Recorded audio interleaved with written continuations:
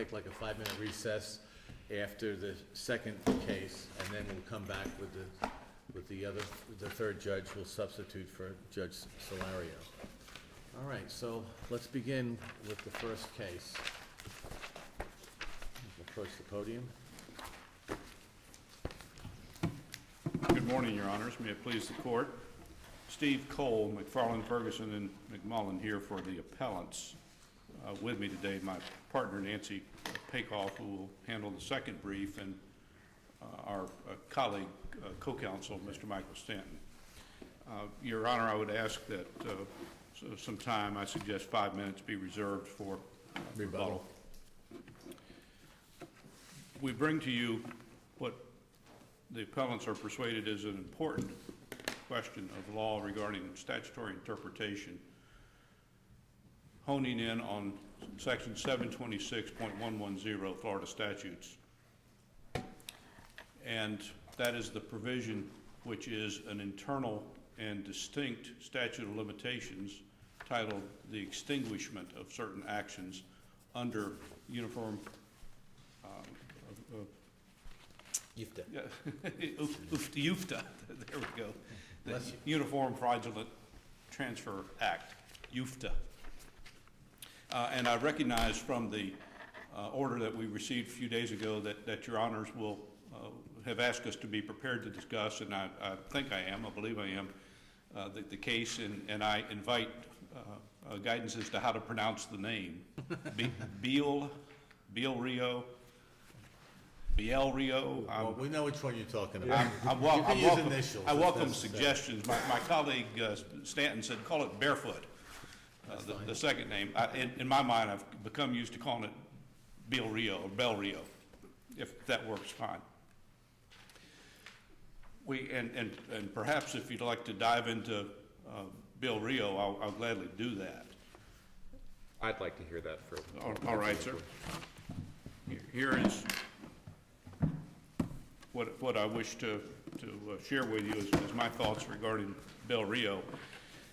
And there certainly is overlap with the points that we raise on appeal, the principal one relating to the statute of limitations. We bring to you two additional points relating to the interpretation or application of the facts to the standard in the statute, which calls for the actual knowledge, actual discovery of a transfer, or that it could reasonably have been discovered. Focusing on Biel Rio, I suggest to you that a good starting point is to recognize that there are certainly factual distinctions. Biel Rio involved the timing that is different in this case, and it's significant, we think, after the default of a very large commercial loan, and I'm recalling 16 million or thereabouts, that was personally guaranteed by two principals, Gwynn and Schultz. They transferred what is described as millions into what was argued were self-settled trust. They transferred it to their respective spouses as trustees, retained practical control over the trust, and designated the beneficiaries to be themselves and their spouses to create arguably entirety's beneficiaries. What they transferred was cash, presumably, and lots of it. There was not even a pretense of an argument questioning whether or not there was consideration. It was simply the transfer, the bold transfer after a default on a judgment as to a default of a note as to which they were guarantors of a massive amount of money, certainly by the Cole family standards. In contrast, in the subject case, the transfers at issue were made by the defendant, NASC, National Auto Service Centers, at a time when there was no default. And thus, under the statute, under 726, under the definitions, the plaintiffs were not creditors of NASC at that point, because a creditor is one who has a claim. The transfer was by a subsidiary company to its parent company. Though there is a dispute about the adequacy or sufficiency of consideration, I submit to you that the lower court recognized most assuredly that there was consideration. There was, from our viewpoint, substantial evidence regarding the amount of the consideration. The court below ruled it wasn't sufficient, but there was consideration. Again, that's a factual contrast. In Beal, we would take the position that it correctly recognizes that proceeding supplementary can be commenced during the life of a judgment. Proceeding supplementary can be commenced. But we urge that the First District erroneously ruled that the very clear and specific limitations 726.110 is not controlling in a claim for an alleged fraudulent transfer, if brought under the umbrella, so to speak, of a proceeding supplementary. We think that the court's ruling in the First District is incorrect, erroneous for several more particular reasons. Consider these, please. The 20-year limitations period, the life of a judgment lien is 20 years. An action on a judgment is governed by a 20-year statute. The 20-year limitations period, we assert, applies to actions against the judgment debtor. Where is that within the statute or within the Beal holding that it's limited to the judgment debtor? It's not in the Beal holding. We think that is a distinction with a distinction with a difference, because a related point, the authorities we see are clear and we think consistent that 5629, the proceeding supplementary statute, does not confer substantive rights. To travel under that umbrella and pursue a claim for an alleged fraudulent transfer, it's governed by the provisions of Chapter 726. And there we cite several cases regarding that, and I could review them, but I don't think that's disputed, that 5629 does not confer substantive rights. To travel under that aegis and prosecute a claim for an alleged fraudulent transfer, Chapter 726 applies. You're saying it would conflate the two notions, essentially? That is that you would in effect be making the UFTA claim into a substantive claim if you tied the life of the judgment statute of limitation to the UFTA claim? Am I understanding you correctly? Well, what I'm attempting to say is that whether independent of 5629 or not,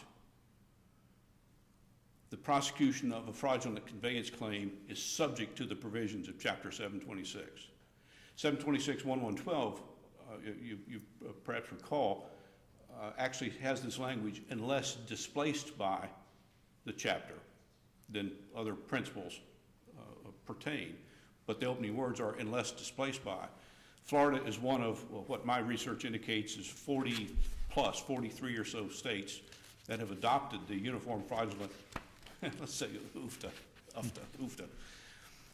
Act. And the very purpose, as expressed in the Act, is to make uniform such claims among the states that have adopted it. So what I'm suggesting is, for this point regarding Beal Rio, two things.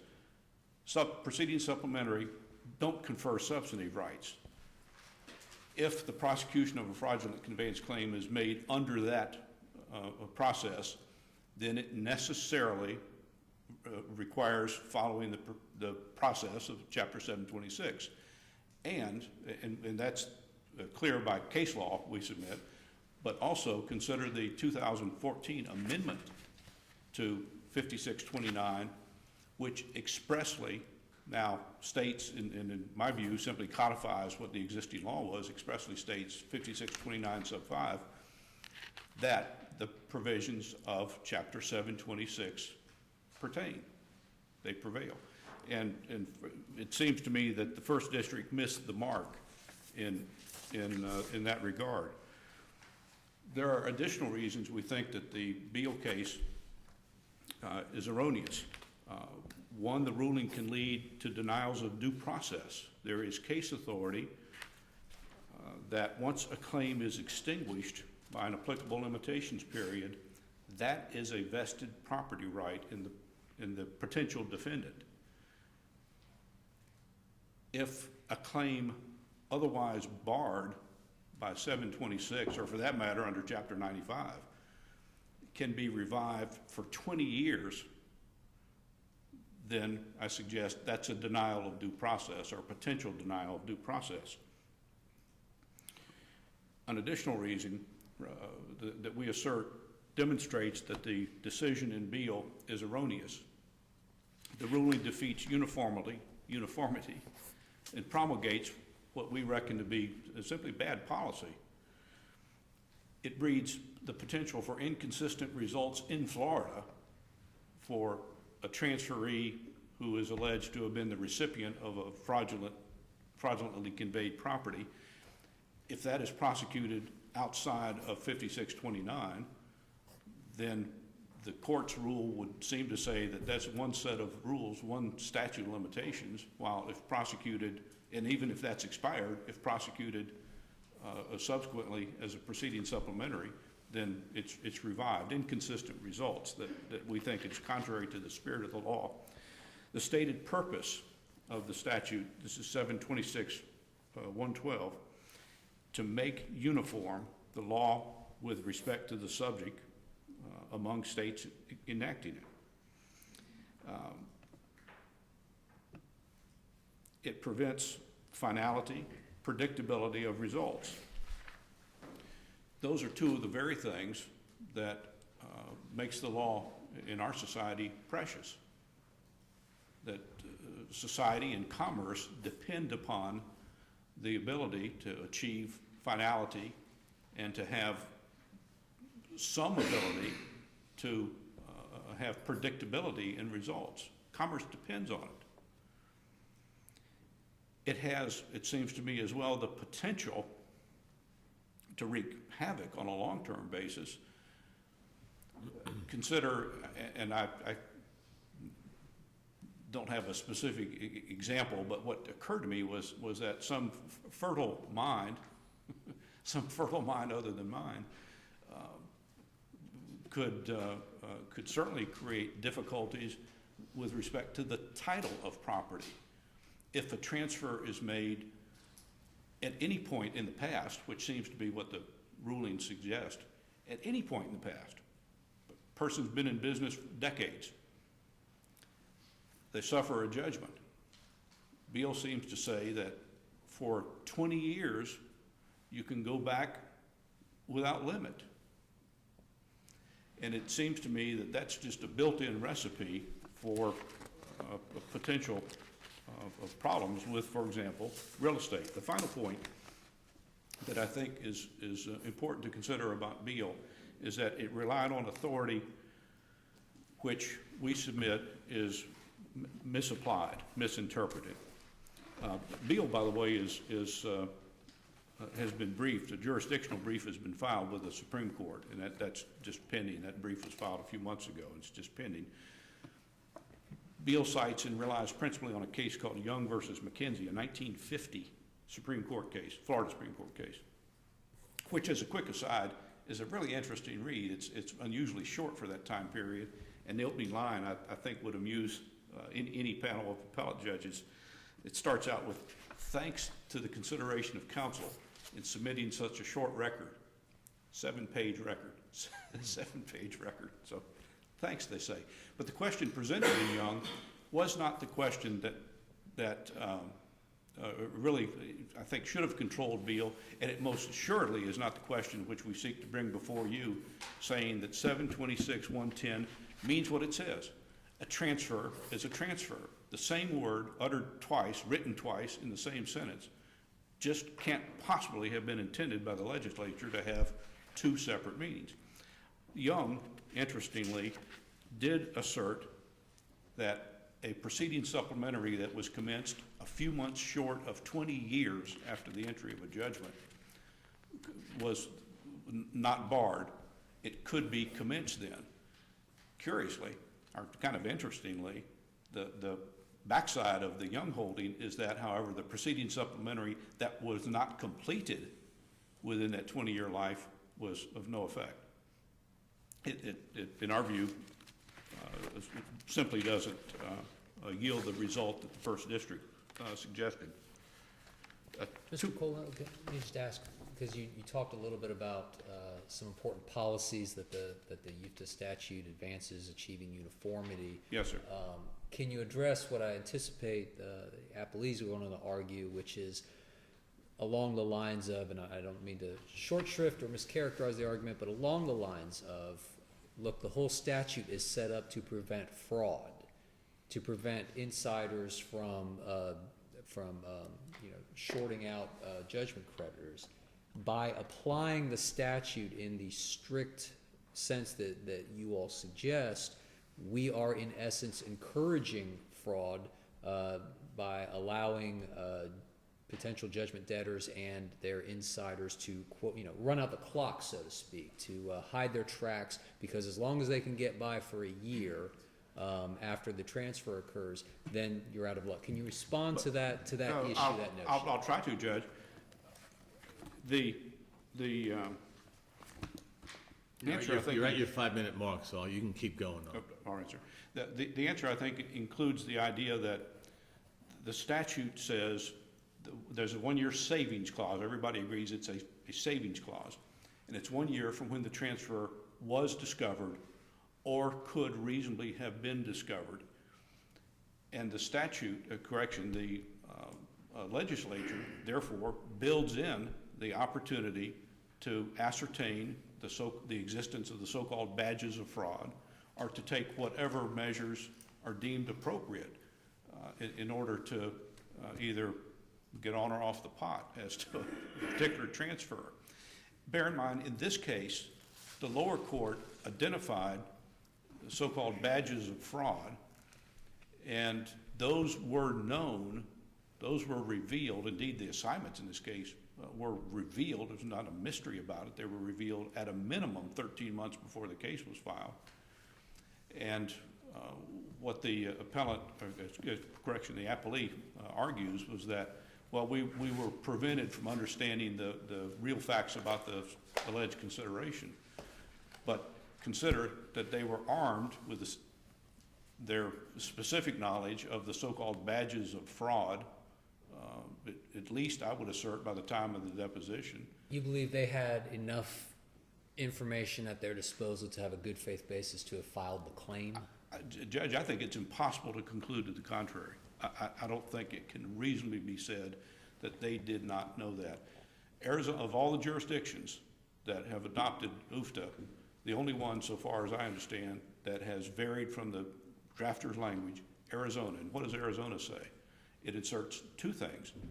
It does insert affirmatively that the savings clause is triggered by 1 year from the discovery or discovery of the fraudulent nature, and they add the provision due diligence. The drafters, neither the drafters nor the Florida legislature grafted in the concept of due diligence. So it, to us, is a very clear statute, and the long-established case law is you can't change it. If there is a change to be made, it is the folks in Tallahassee who sit as we speak. If a change is to be made in the statute, if the legislature was wrong, and even if you disagree with them, the rule of law is it's a legislative province. You got 2 minutes left. Do you want to save that or keep going? I'll save it. Okay. All right. Thank you, Your Honor.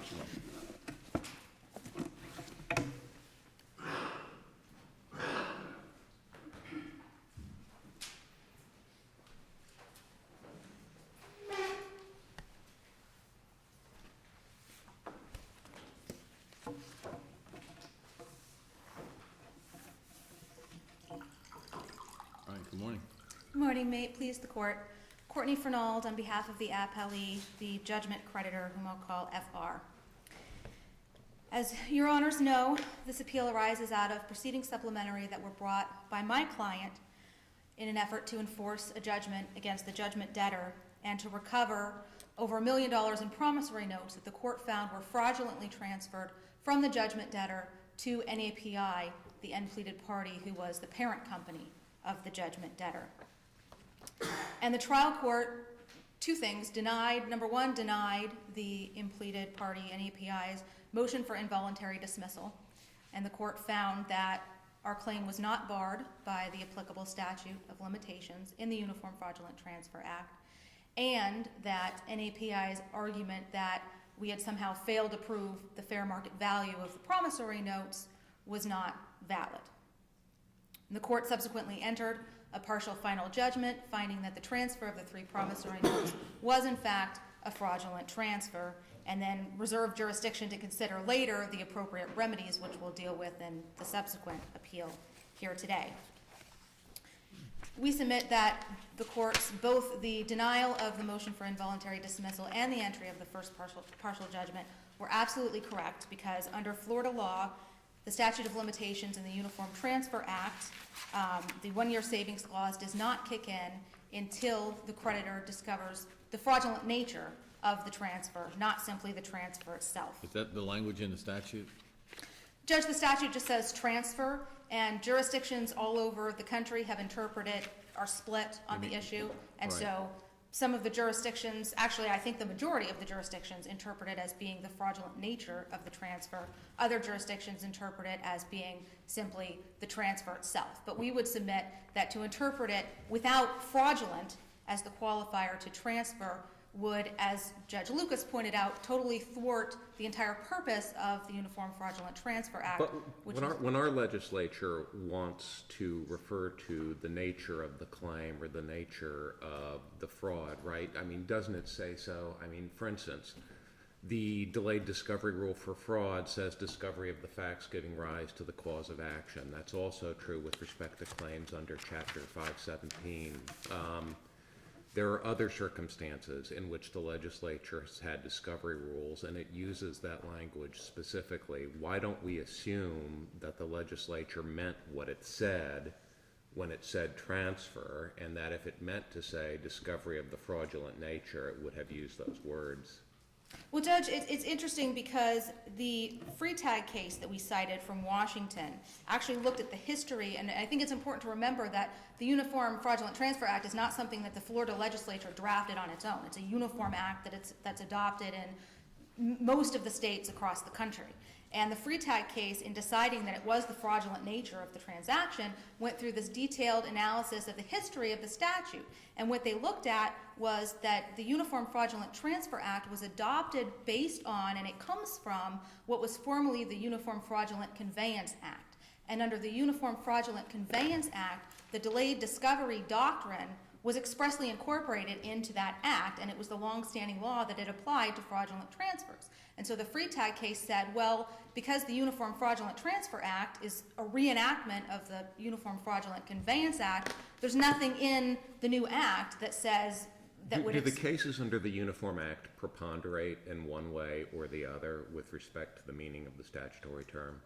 In other words, my sense of it from the briefs is that there's a mess of cases that goes one way and a mess of cases that goes the other. I mean, do you perceive a preponderance of the authority in either direction? I don't, as I said, I believe, and I know there are some cases that refer to the majority concluding that that it's the fraudulent nature, so I do believe that there's a slight majority that has concluded that it's the fraudulent nature as opposed to the transfer, simply the transfer itself. But you're right, Judge, the cases are split, and the ones that hold fraudulent nature hold one way, and the ones that hold transfer hold that, well, what you said. If they meant to say fraudulent nature, they would have said fraudulent nature. In the Schmidt case that we cited, that case from the Supreme Court of Hawaii is actually interesting because the court looks at the language and they come to the opposite conclusion. They say, well, the very first part of the statute, I mean, clearly the purpose of the statute is fraudulent transfer. It's not just talking about any transfer in a vacuum.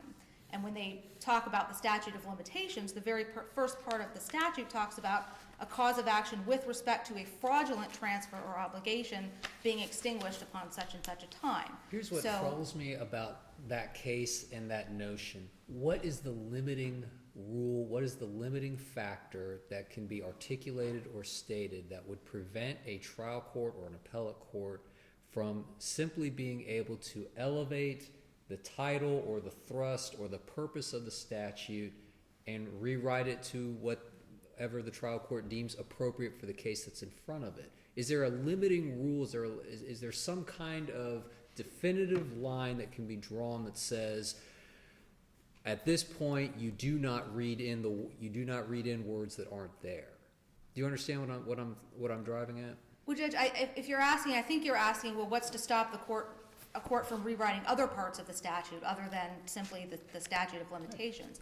And I think that the courts that have concluded that it means fraudulent transfer in the statute of limitations have all based that conclusion not on we're going to rewrite the statute, but on a conclusion that No one ever says that. No one ever says that. But it's based upon the more principled notion that, hey, this is what the statute's about. It's about preventing fraudulent conveyances. And certainly the legislature wouldn't want to encourage creditors to engage in subterfuge. So surely they must have meant it. That's how you get there. What I'm asking is, what's the limiting principle there?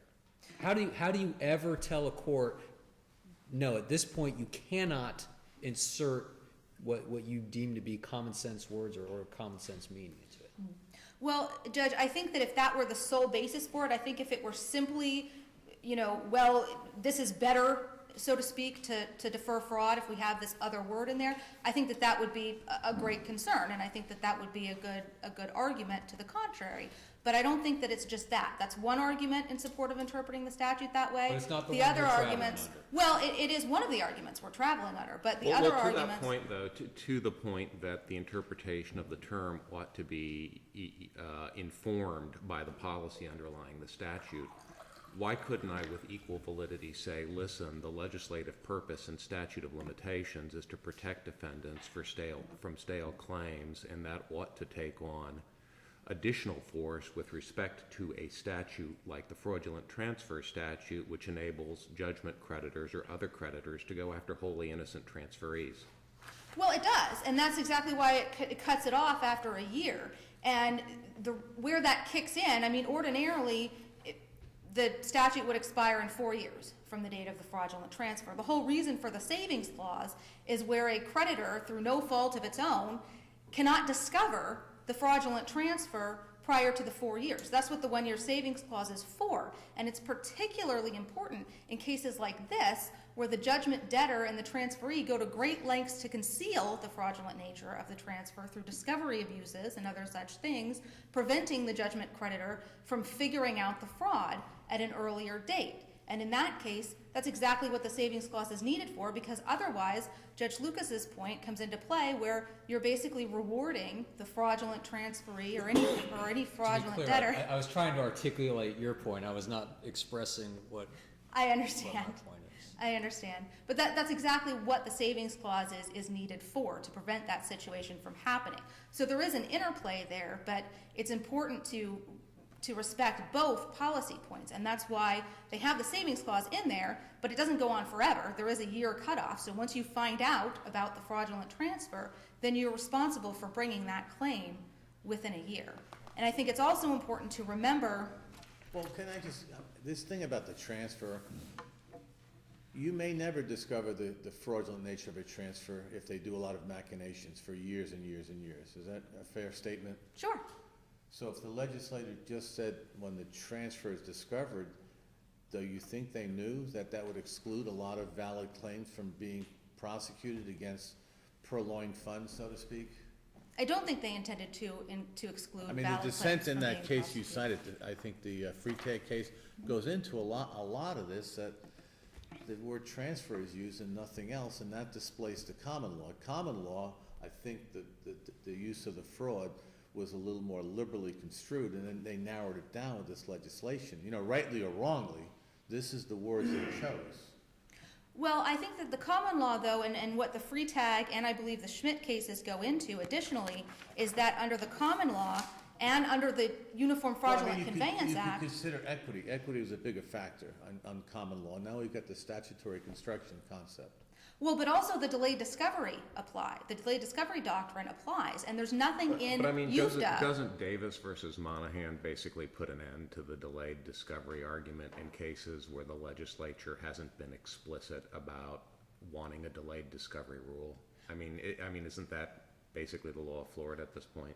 Well, I think that that's true for cases that don't involve fraud. I think that the delayed discovery doctrine is limited to cases that involve fraud. But we have a statute under cases- 9511 that provides a delayed discovery rule for fraud. The question is what this statute means, right? In other Sure. words- Sure, and looking at the history of this statute, as the Freetag Court went through the history of the statute, it has always included the delayed discovery doctrine, and that's why. You keep mentioning about the history of the statute and the enactment of UFTA after the Uniform Fraudulent Conveyance Act. Do you recall from the Freitag case or any independent case, the whole reason why the Uniform Fraudulent Transfer Act displaced the Uniform Fraudulent Conveyance Act? Wasn't it in part to achieve uniformity on these issues? Sure. And isn't your argument necessarily going to stir the water? I mean, Judge Valenti just pointed out, you could potentially have cases where, to use your argument, you have purloined funds and fraudulent machinations made, where it could be years and years and years before the claim is made. So we could have 5-year statute of limitation, we could have 10-year, we could have 15-year. There would be no uniformity on whether or not these claims are stale or not. Well, Judge, the uniformity is the 1-year period after the discovery. So sure, you could have. It's kind of like if I tell my kids bedtime is at 8, bedtime's at 9, bedtime's at 10. Do they really have a bedtime at that point? Is it really a uniform statute of limitation if you're saying, well, it's 1 year, but it might be applied 5 years, 10 years, 15 years down the road? I think it is, because the uniformity comes in how you're applying the statute. So if you're, whether or not, it can be uniform either ways. Whether you're applying it 1 year from discovery of the transfer, or whether you're applying it 1 year from discovery of the fraudulent from the fraudulent nature, it's still the same application. I mean, it could be 10 years before you discover the transfer itself under some circumstances. So in that case, even interpreting it as just the transfer, if you have a 1-year savings clause, it's always going to be 1 year from when something was discovered, whether it was just the mere fact that there was a transfer, or whether it's the fraudulent nature. So you're always going to run into that issue either way. So I don't think that interpreting it as fraudulent nature of the transfer, which is how it's always been interpreted throughout history, is affecting uniformity in that sense. Now, I did want to address the Bel Rio case, which the court brought to our attention, and I have to say I was really excited when I got this case last week, but in all candor, I'm not sure I agree with it either. I think it makes some good points about the purpose of proceeding supplementary to afford the creditor the broadest relief possible. I do agree that there are some policy concerns there with finality, so I can't, in all honesty, stand up here and say to you, yes, I 100% agree with the reasoning of this case, and I think that it should be adopted. Let me ask this. You are going to tell us in your capacity as appellant in the next case that the 2014 amendments to 5629 are procedural in nature and ought to apply retroactively. Given what the legislature said about Chapter 726 in the 2014 amendments, if we agree with you on retroactivity, does that make Bel Rio a moot point? I'm not sure I'm following you, Judge. I'm The sorry. legislature in the 2014 amendments to 5629 said basically claims based on Chapter 726 are governed by the provisions of Chapter 726. Right. If we agree with you that that applies retroactively to this case, does that moot out any issue about Bel Rio which concerned the prior version of the statute? It might. It might. I mean, certainly, if all of the procedures under Chapter 726 are applicable in proceeding supplementary, that would necessarily imply that the statute of limitations is also applicable. And, that's what we interpreted the law to be prior to seeing this case. We actually considered, at the trial court level, making this same argument, and we decided not to for, I think the Inree Hill case that's also in the briefs comes to the opposite conclusion and says, no, just because you can bring proceeding supplementary generally within 20 years, that doesn't give you some sort of extended 20-year statute of limitations claim on a fraudulent transfer. To the extent, that the court's going to decide whether they agree with the Bel Rio opinion or not, I do think that the factual distinctions that the appellant tried to draw aren't really relevant, because either the first district's right and the UFTA statute of limitations doesn't apply in proceeding supplementary, or it does. It's one or the other. If it doesn't apply, then there's no issue at all with the statute of limitations in this case. If it does apply, then we would assert that the 1-year savings clause doesn't begin to run until discovery of the nature of the fraudulent transfer and that our claims were not time barred. And also, even if this court were to agree with NAPI that transfer means the fact of the transfer without regard to it being fraudulent, and so the one-year savings clause doesn't save us in this case, we also had an alternative argument in the trial court below that was not based on the interpretation of the statute, which was based on estoppel, based on the defendant's, the judgment debtor and the transferee's conduct in intentionally obscuring the nature of this transfer. Question about that. The case you cite for that proposition is the bankruptcy court opinion in In re Hill, and what the Hill says is, and frankly, in a way that doesn't have a whole lot of analysis, is 726.110 is a statute of limitations, not a statute of repose, Right. and therefore subject to equitable doctrines. You know, I am not entirely sure, given that the statute is titled Extinguishment of Cause of Action, given the way the statute reads, and the fact that there are cases under the Uniform Act that conclude the opposite, that Hill was right about that. If I disagree and think that 726.110 is a statute of repose, does that affect whether your equitable estoppel defense to limitations exists? I think it would, because my understanding is statute of limitations and statute of repose differ in that statute of repose, it's gone, it doesn't even accrue, and you can't, there's nothing you can do about it, there's no equitable defenses. So if that were the case, yes. But I do think that the statute here is a statute of limitations and not a statute of repose. My understanding of the difference is that a statute of limitations, it's already accrued and it terminates after some period of time, whereas a statute of repose prevents the cause of action from ever even accruing at some point. So by the time the transfer is made and discovered, clearly the cause of action has already accrued. The other question I had about estoppel is, as I understand estoppel, it is you know about your cause of action and the defendant does something to stop you from asserting it within the limitations period, right? Here, your whole point, I think, is that we didn't know about the cause of action because we didn't know about its fraudulent nature. If that's true, how would this be a case where estoppel applies? Well, Your Honor, our argument was that the defendant's actions lulled us into believing that there was no fraudulent transfer. I mean, they lied under oath in a deposition saying there was consideration for the transfer. They withheld critical discovery. They said, oh, well, you know, the consideration is shown in the ledgers, which they then withheld for a period of 2 years, despite multiple motions to compel and hearings. And so when we finally got the actual documents and realized there is no consideration for this transfer, it is fraudulent, the documents were produced conveniently right after the statute of limitations expires, as they would have the court interpret the statute.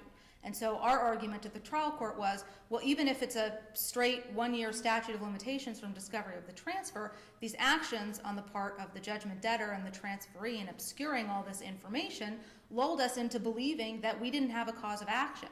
And so they should be stopped from them coming back and saying, gotcha, the statute of limitations now bars your action. And I think it's important to point out that the trial court never even ruled on that argument, because the trial court ruled in our favor on the interpretation of the applicable statute of limitations and the statutory meaning, and so the trial court never even got to that argument. And so we would ask that if the court were inclined to not agree with the trial court on the interpretation of the statute, that it give the trial court the opportunity to consider and rule on our alternative argument, which was the estoppel argument. You got about less than 30 seconds to wrap it up. Well, judges, unless there are any further questions, I would simply ask that both the order denying the motion for involuntary dismissal and the first partial judgment be affirmed in their entirety. All right, Thank you. Thank you. Mr. Day, you've got 2 minutes for rebuttal. Thank you, Judge. Steve Cole. You referred to the dissent in the Freitag case, a 5-4 decision, making this interesting observation, commenting about Arizona alone rejecting the drafter's provision. It said it made a change the old-fashioned way. The legislature did it. It emphasizes the need for uniformity, certainty. The position espoused by We don't make policy from the bench.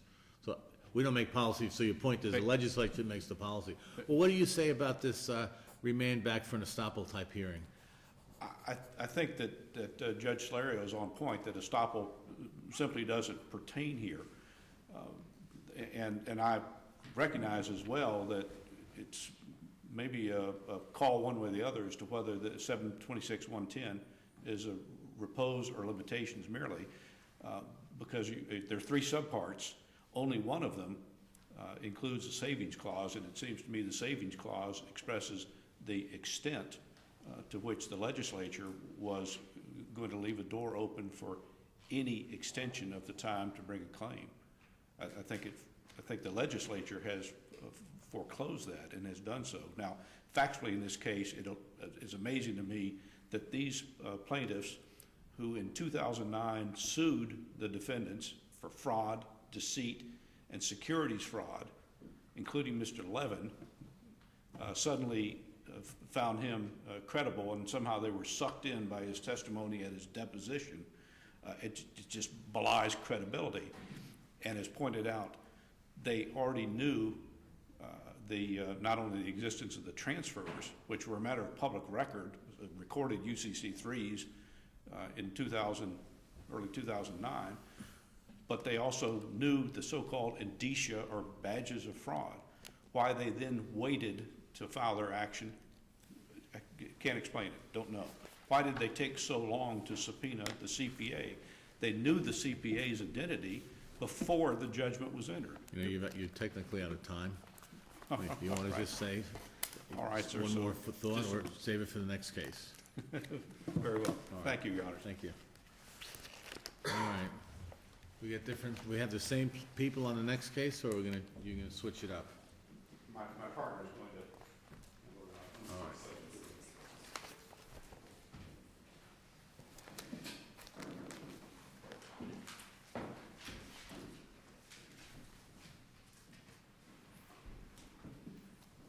Should have brought a different hat. Pardon me? I should have brought a different hat to Well, wear. I bet you'll remember this day for a while. All right, let's begin. May it please the court. Courtney Fernald, again, this time on behalf of the appellant, the judgment creditor FR. As we've already discussed, the court below found a fraudulent transfer of 3 promissory notes from the judgment debtor to the parent company of the judgment debtor in favor of my client, the judgment creditor. Rather than award the fair market value of those notes on the date of the transfer, the trial court instead awarded a mere $18,000, which reflected the amounts that were shown to have been actually paid on the promissory notes subsequent to the transfer. We contend that this was Well, it error. also avoided the transfer of the notes, right? I mean, Yes, Judge. The first partial judgment found that it was in fact, the transfer was in fact a fraudulent transfer and therefore void, and then reserved jurisdiction to determine the appropriate remedy. And then the second partial judgment awarded money damages against NAPI, the transferee, but only in the amount of $18,000, which reflected the actual payments that NAPI had collected on the promissory notes. And we contend that this measure of damages was error, and that my client is entitled to a money judgment against NAPI for the fair market value of the promissory notes on the date of the fraudulent transfer pursuant to Florida law. is there a case that says fair market value on the transfer date is the presumptive measure when the simply restoring the asset wouldn't provide full relief? Judge, I don't think there's a case that specifically says that. I believe it's the Profeta case, the Ohio case, which was cited by Hansard. The Florida case, the Ohio case was cited with approval by Hansard, does talk about the measure of damages being the fair market value. In that case, it was a vehicle that was transferred and then subsequently sold to a bona fide purchaser, and the court awarded damages against the transferee in the amount of the fair market value of the vehicle. I guess what I'm trying to get at, and maybe I should just ask it directly, is what's the law that the trial court should be applying? In other words, is it basically kind of an equitable concept that the trial judge can fashion whatever monetary relief is necessary to put the plaintiff in the position that the plaintiff would have been in but for the transfer? I'm just kind of trying to figure out what is the trial court trying to achieve in your view? I think that's exactly right, Judge, and I think that that's why the preceding supplementary statute expressly says that the court can enter any orders necessary to afford as complete as relief as possible. And I think also... And if that's the case, I guess, here's my problem with the notion that your remedy ought to be fair market value at the time of the transfer. I don't know that the record says anything about the Pasco note, but the Bradenton and Pinellas notes were non-performing, I think, at the time you filed your complaint, and certainly at the time you got a judgment. And I am not sure why equity or fairness would require putting you in a better position than you would have occupied at the time your lawsuit was filed, if that makes any sense. Well, I think, yes, it does make sense. I think, though, that when our lawsuit was filed and when the notes were actually transferred are two very different times. The notes were transferred back in 2007. And that's why, if you don't award the fair market value of the property at the time of the transfer, and you say, okay, well, whatever the fair market value is at the time you actually follow the suit, or whatever the fair market value is at the time of the trial, then you're putting the judgment creditor totally at the mercy of this judgment debtor and the transferee who's knowingly received fraudulent transfers not to devalue the asset. So in the Profeta case, for example, with the car, if the court had said, well, whatever the value of the car is on the date of trial, that's the measure of damages we're going to go with, not the date of the transfer. If the transferee had totaled the car in between the transfer and the date of the trial, then the creditor would simply be out of luck because Let me he's put stuck. it this way. Suppose that Nasky had never transferred the notes to Nappy, okay? And you pursued Nasky, got your judgment, went to execute. By the time you went to execute, you would have been executing on these non-performing notes. Or we could have gotten a money judgment under the catch-all provision of UFTA. And we would have elected, it would be the same thing. Well, you would have been executing a money judgment you got. You got a summary judgment for $2 million. You go to Nasky, you're going to execute on its assets, right? And the assets it had in, was it 2010 that you got the judgment? Mm-hmm. The assets it had in 2010 when you got the judgment would have been non-performing notes, these three non-performing notes. So it just kind of seems to me that by giving you fair market value at the date of transfer, we're putting you in a better position than you would have occupied had the transfer never been made. I disagree because I think that the transfer was made in 2007. So to award fair market value of the notes at the time of the transfer is putting us in the same position as had the transfer not been made, because that is the applicable date, is when the transfer was made in 2007. To award anything else that has nothing to do with the date of the transfer. So it would be either the date of the complaint being filed or the date of the hearing or the date of the judgment. And so just like in other cases where the courts say, the appropriate date for figuring out damages, it's not the date of the trial or the date of the hearing, it's the date of the breach. The damages accrue on the date of the breach. So the damages are the fair market value as of the date of the breach. So it's the same thing with a fraudulent transfer. The breach is when the transfer actually occurs, or the bad act is when the transfer occurs. But the Fraudulent Transfer Act isn't really a cause of action for money damages, is it? I mean, it's a cause of action to restore an asset that shouldn't have been transferred, or to provide you with the measure of value of that asset at the time of your claim, right? I mean, it's not like a tort action, or it's not like a contract action. It's kind of... No, it's not a tort or a contract action, but the law is very clear that a court can enter an award of money damages either against the transferor of the asset or against the transferee of the asset. And the Profeta case, the Ohio case, which the Hansard Court cited with approval, explicitly says that is the fair market value of the asset on the date of the transfer. And so because we are entitled to an award of money damages, the question is, well, how do you measure those damages? Is it on the date of the transfer or on the date of the trial? And I'm not aware of any cause of action where courts have said that the appropriate date for determining damages is on the date of the trial as opposed to on the date that the actual harm occurred. Did you have a right to get anything out of these notes before you had a judgment? Before we had a judgment? No, Your Honor, we would not have had a right. And but there was nothing in, and possibly, maybe that would be a relevant date for determining value, I don't know, would be the date of the judgment. And But that that's- raises a point, a question that I had. You assert in, I believe it's y'all's brief, that the proper date for determining the value of property for purpose of awarding a judgment under fraudulent transfer is a question of law? The measure of damages is a question of law, yes, Judge.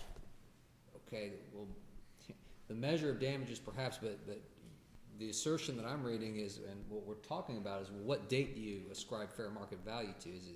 Are you telling me that is a question of law that we review de novo, or is that really more of a question of fact or a mixed question? I think it's a question of law in the sense of I think it's a question of fact in the sense of what was the appropriate date in this particular case. Okay. But I think it's a question of law in the sense of, is it the date of the transfer? Is it the date of the judgment? Is it the date of the trial? Is it the date of the judgment in the proceeding supplementary? What is the relevant date that the trial court should look at to determine value? I think that is a question of law. And it has long been Florida law under Section 5629, the proceeding supplementary statute, that the court can enter any orders necessary to carry out the purpose of that section. And the purpose of that section is to afford the creditor the most complete relief possible in satisfying his or her judgment. In support of your argument for fair market value at the time of transfer, you say in the brief, quote, "Nappy further knew that due to Nasky's actions and state of affairs, the promissory notes would dramatically decrease in value after the transfer, rendering them incapable of satisfying appellant's judgment." What's the record support for that statement? Well, first, Nassie and Nappy are the same person. They're the same guy. L11 controlled both Nassie and Nappy. So even though they're technically different entities, one's the parent company, one's the subsidiary, it's the same guy controlling everything. And our position was that L11, the guy controlling everything, both devalued and just simply made no effort to collect on these promissory notes. And there was evidence in the record that shortly after the judgment was entered in 2010, he even reduced the principal from the $765,000 note to $145,000. So he's devaluing the notes, and he's making no attempt to collect on these notes. And so by the time we get to trial and by the time we get to judgment, the notes are stale. And we don't know what he was doing. We don't know if there's some agreements on the side to collect money or if he got any other money for these judgments. We don't know. The only thing we were able to find is that he only collected $18,000 on notes that had a face value of over $1 million. And so that's exactly the problem with awarding damages at the date of the trial as opposed to at the date of the transfer, is that if the judgment creditor or the transferee devalues the asset, then you're putting the judgment creditor at the mercy of that, and they have no recourse. And that is why, under 5629, the court is entitled to enter money judgments so that it can afford the most complete relief possible to the creditor to satisfy his or her judgment and not put them at the mercy of the judgment debtor who's fraudulently transferring assets. Now, in 2014, the legislature amended 5629 expressly to clarify existing law. And under the new Section 5629, and this, by the way, was after the hearing, the final hearing had taken place in this case, but before the judgment was entered. So in the interim is when the amendment went into effect. And under the current Section 5629, it expressly provides that a court may enter any order or judgment, including a money judgment, against any initial or subsequent transferee, irrespective of whether or not the transferee has retained the property. So it doesn't matter whether the transferee has sold the property and you have to get a money judgment to replace this property that's no longer there. Even if they still have the property, the court can award money damages instead of giving you the property. And that would support the argument that, well, the point there is, if the judgment creditor or the transferee has devalued this asset by the time of trial, the onus of that should not be placed on the judgment creditor. The judgment creditor should still be afforded the most complete relief possible, which would be in that case, and in our case, in the nature of a money damages judgment. Now, the trial court in our case held that despite the express legislative intent that this amendment was remedial in nature, clarified existing law, and was intended to apply retroactively, the trial court held that the amendment was not retroactive because it imposes new obligations and creates new liabilities. The trial court also held that under the prior version of 5629, the court was restricted to awarding only an amount in the hands of the impleaded parties. So only an amount transferred from the judgment debtor to the impleaded parties that remained in the hands of the impleaded parties was what the court was allowed to award. And we submit that this was error for 3 reasons. First, the amendment is clearly procedural and remedial in nature, and so it is subject to retroactive application, and it merely clarifies what has always been existing law. And I think that the appellee actually acknowledged in the prior argument that the amendment was a mere codification of existing law. So that would mean that it would have retroactive application. Second, even if the court determines that the amendment is substantive in nature, it still would be applied retroactively in accordance with the legislature's intent unless it affects constitutional vested rights, which in this case it does not. And third, even if this court were to determine that the amendment is not retroactive, as the cases we've cited in our brief, the judgment creditor was entitled to a money damages judgment even before the amendment under prior law. Now, the amendment is clearly procedural and remedial in nature. And we know from Florida law, and we've cited several cases in our brief, that an amendment to a statute that's procedural or remedial in nature doesn't have any presumption against retroactivity, and it gets applied retroactively to all pending cases. Proceeding supplementary, as everybody has acknowledged, is a procedural mechanism. It's not a substantive law, it's a procedural mechanism, the purpose of which is to avoid the necessity of an independent action and to afford a creditor the most complete relief possible in trying to satisfy his or her judgment. The substantive right in the case of a fraudulent transfer comes not from the proceeding supplementary statute itself, but from the Uniform Fraudulent Transfer Act. You didn't say, but did you want 5 minutes for rebuttal? I would, Your Honor. Thank you so much. Thank you for reminding me. You're about a half a minute away from the 5-minute mark. Okay, Your Honor. So because the amendment is procedural, remedial, and to clarify existing law, it gets applied retroactively. And even if the amendment is substantive, there are no vested or constitutional rights that are affected by this amendment, and the appellee has not argued in their answer brief that there are any vested rights that are affected. So it would still get applied retroactively in accordance with the law. And under the current version of 5629, we're clearly entitled to a money judgment against the transferee, and we would submit that the amount of that judgment should be the fair market value on the date of the transfer. Thank you. I'm going to save you the 5 minutes. Thank you, Judge.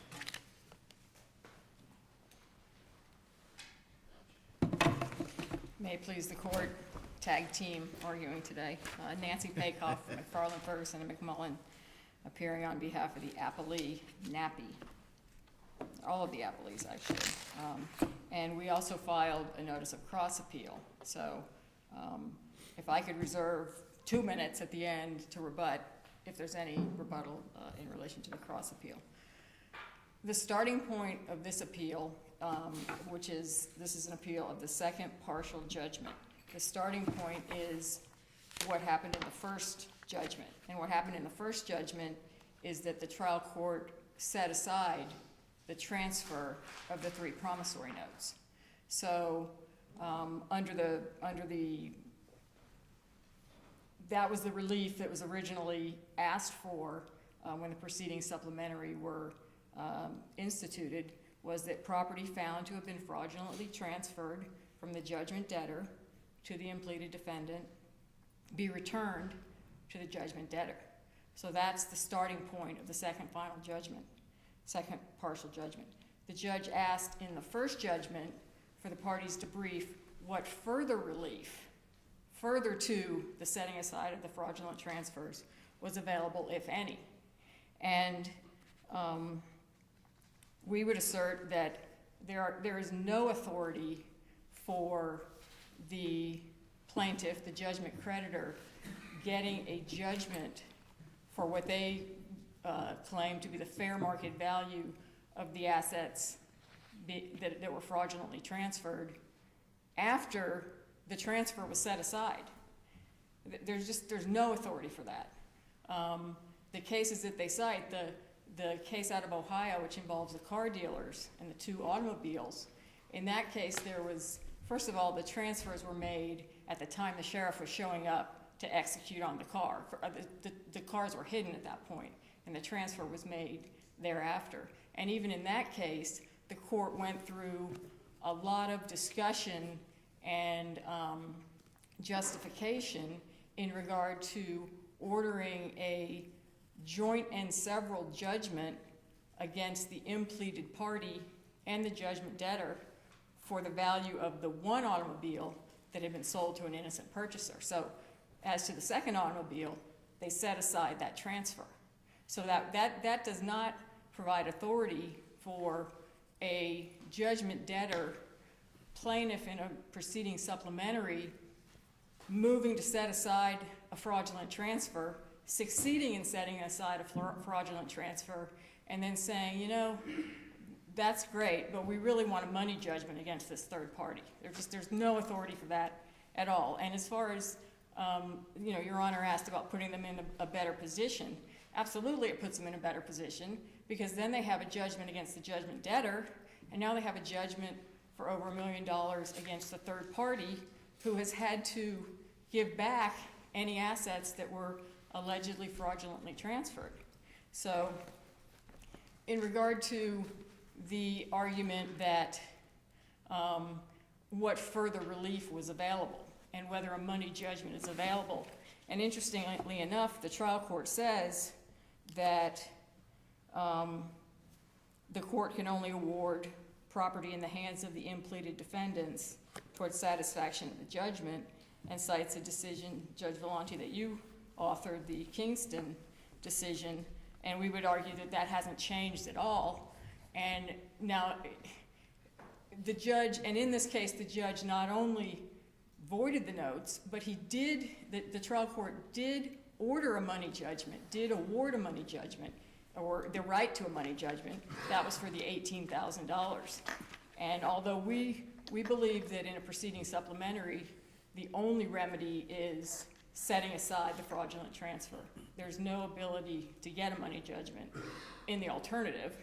The only way you can explain the right to get the $18,000 is that that was also money of the judgment debtor, because it was collected on the notes, which were the property of the judgment debtor. Why don't the 2014 amendments go solely to form a remedy and apply retroactively to give her the ability to I don't think that, I mean, I really don't think, I know the trial court based his ruling on that, but I mean, we don't really believe that the 2014 amendments have any effect whatsoever on, to the extent that they were, are procedural and just clarify what the existing law was. This proceeding was always brought under the auspices of Chapter 726, the Yeah, substantive. but now you've got an express statute that authorizes the court to enter money judgments against impleaded defendants, irrespective of whether the defendant has retained the property. I mean, why doesn't, if that statute applies retroactively to this claim, why doesn't that statute provide the court with the authority it needs to do something more than just unwind the transfer? Well, the first part of the statute didn't change. The first part of 5629 sub 5 still says the court may set aside the transfer. And that was always the purpose of, you know, going after fraudulently transferred property. So the first sentence, what that amendment did was it added further clarification, which we would argue, you know, brings in all the procedures under 726, which obviously helps our statute of limitations argument. But I mean, there's no authority in any jurisdiction under the Fraudulent Transfer Act, because many of the cases cited are not cases under proceeding supplementary, but they're independent actions brought under 726. There's no authority that if the property can be set aside and put back in the hands of the judgment debtor, that the creditor can opt instead to get a money judgment. Or in this case, both, because they've already gotten in the first partial judgment, they've already gotten the notes set aside. So it doesn't procedurally or substantively really change anything, we don't think. And I'm not sure why the trial court based its ruling on that, but really don't think that matters. Now, to the extent that the appellant was arguing that the judgment is justified because the impleaded party devalued the notes, purposely devalued the notes. I mean, from a factual standpoint, that makes no sense. Why would you go to the trouble of fraudulently transferring property to try to get it out of the hands of the judgment debtor and then devalue it? I mean, obviously, if the property had any value, if the notes had any value, the third party would have wanted to collect on the notes. So it doesn't make any sense that they would purposely devalue the notes after they'd gone to the trouble of transferring them out of the hands of the judgment debtor. What do you make of the plaintiff's argument? And frankly, I hadn't picked up on this in reviewing the record about the reduction in principal of one of the notes. Is there record support for that, and what was that about? I mean, there was basically the evidence about the notes, about the fair market value, about how the notes came about, was evidence given by Mr. Levin regarding the state of the economy in late 2007 when he sold these businesses, when his company sold these businesses and took back these promissory notes. It was sort of a speculative transaction, the purchasers feeling that they could turn the businesses around, and if they were able to turn the businesses around, they'd pay on these notes and everybody would be happy. The business would be successful, and the party who sold the businesses would recover some money from that. So, now I've forgotten your question. I was trying to get at the plaintiff had referred to there being evidence of the change in the value. Yes. Change in value. So there was later, and I believe it was in 2010, there was a reduction of the principal amount of one of the promissory notes, and that is in evidence. So that's something that happened after the transfer, after the assignment, based on the realities of the transfer. There was a reduction, but the amount that the appellants are asking for doesn't take that into account. And again, I don't believe there was much evidence put in regarding, I think that was the Bradenton note, that was the third note, regarding the status of that note, other than the principal was reduced. Is there any evidence in the record about when the Pasco note ceased performing? I believe there is. I mean, there was one note, I think it was the Pinellas note, there were no payments made. And the second note, which was the Pasco, where the $18,000 was collected, I mean, there was evidence about the payments made, so I would assume that there was also evidence when the payments stopped.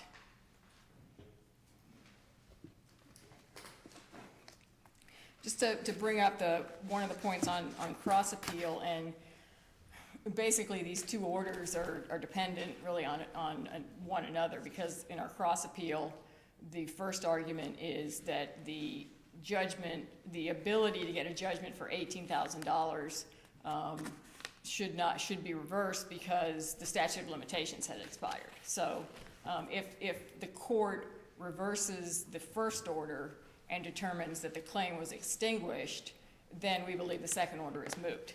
So that would be the first point on the cross appeal. And the second point was, to the extent that the trial court included in the second order that the plaintiff may seek further recourse with the court in the event its further discovery or investigation produces evidence of additional monies paid to NAPI on account of the promissory notes. We believe that is an error because, first of all, NAPI doesn't even have the promissory notes anymore. They've been returned to NASCI. So it's hard to believe that NAPI would recover any additional monies because they don't own the notes anymore. But even if they, so there can't be any further future payments. So this can only apply to if the plaintiffs discover that additional payments were made which they didn't previously discover at the time of the trial. And we believe that is a violation of the splitting of causes of action. In other words, they had one shot to prove on the day of the trial what was the value of the notes, how many payments had been made, And if they did not put in the evidence regarding payments that have been made, then they're barred from putting in or from discovering, proving up additional payments. And now in the reply or the answer brief to the cross appeal, the FR seems to say that what this means is future payments. But as I said, there can't be any future payments unless they're made by mistake to NAPI, because NAPI doesn't own the notes anymore. So at the very least, the two parties disagree what this means, and if this order is, if the first order is not reversed, then we would want this order sent back for clarification. If there are no other questions, I will reserve 2 minutes. I'll save you 2 minutes. Okay, thank you.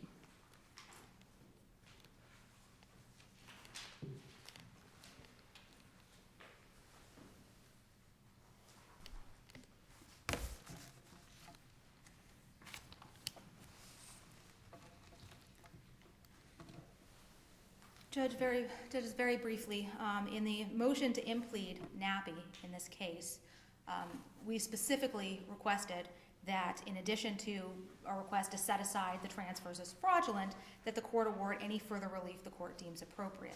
And so we believe that's similar to the Hansard. In the Hansard court, they looked at that issue and said, well, did you sufficiently plead for money damages? And the court said that, well, asking for any relief available is sufficient to put the other side on notice that you may ask for money damages. And so we believe that it's the same thing here. And in proceeding supplementary, as you know, there's no complaint. So there's no pleading per se. There's the motion sufficient to initiate proceeding supplementary, and that's it. And we think that ours was certainly sufficient. With respect to the cross appeal, the issue of the trial court reserving jurisdiction to let us go after what we believe the trial judge meant was future payments. Clearly, we agree that we wouldn't be able to go back in time to stuff that happened before the evidentiary hearing and say, well, we've now uncovered this new evidence that there were additional payments made. That would be barred by splitting of causes of action. We agree with that. However, the notes have not expired. The notes are still in existence, and so if there are any future payments made on the notes, we certainly should be able to go after those. And whether or not NAPI still owns the notes doesn't really make any difference because the proceeding supplementary are still going on. So NAPI subsequently has transferred these notes. We could still go after any payments that were made on them or go after fraudulent transfers that way.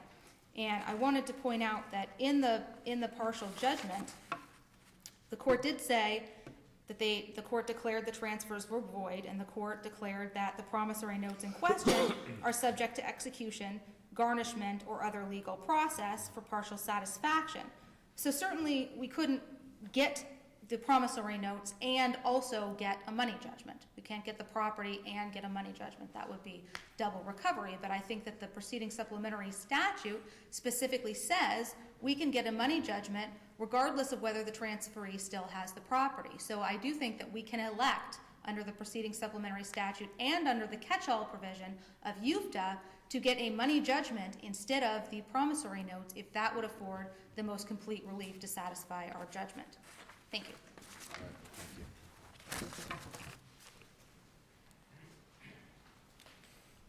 thank you. And my co-counsel clarified that the note that was modified was the passcode note. I'm not sure if that makes a difference, and that was basically because the evidence was the businesses was barely hanging on, and to try to allow it to continue, they reduced the amount of the note to allow it to continue.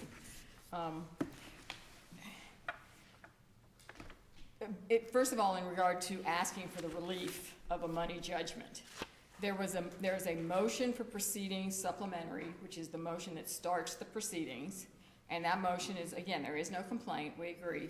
It was a very simple motion, and it tracked the language of the statute that FR was asking that any property shown to be that of the judgment debtor, not exempt, and or that it be that has been fraudulently transferred, be applied to the satisfaction of the judgment. So there's nothing in the motion for proceeding supplementary that says that they want a money judgment in lieu of setting aside the transfer.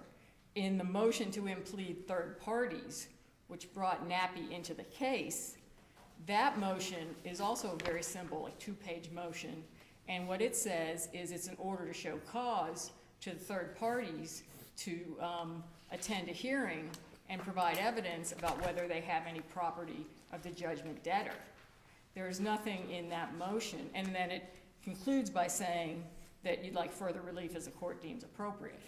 But what that is almost akin to a subpoena to a party to attend a hearing. And I don't think that that would would be broad enough to allow the parties to know that the judgment creditor didn't really want the property set aside, but they wanted to be able to pick and choose and decide if they wanted the property set aside or if they wanted a money judgment. So, and I don't think that they can choose not to execute on the notes, which have been put back in the hands of the judgment debtor, and say, well, we don't really want those anymore anyway. We really want a money judgment against You this got third about 30 party. seconds Okay. of your 2 minutes. So we would ask to wrap things up on the second judgment, which we think would be moot if you overturn the first judgment on the statute of limitations, and if not, we would ask that you remand in regard to the recourse of additional relief. Thank you. Thank you, both sides, well done. So we're gonna take a 5-minute break for a panel change. We'll resume with the third case.